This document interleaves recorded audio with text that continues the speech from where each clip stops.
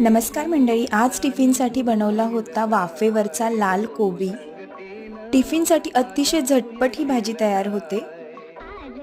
त्यासाठी सुरुवातीला कोबी आपल्याला बारीक चिरून घ्यायचा आहे। त्यानंतर कढईमध्ये तेल गरम करून मोहरी जिरं घालून घ्यायचं आहे आणि त्यावरती चिरलेला कोबी घालून घ्यायचा आहे। हे सर्व व्यवस्थित परतून आपल्याला 5 मिनिटं याची वाफ काढून घ्यायची आहे।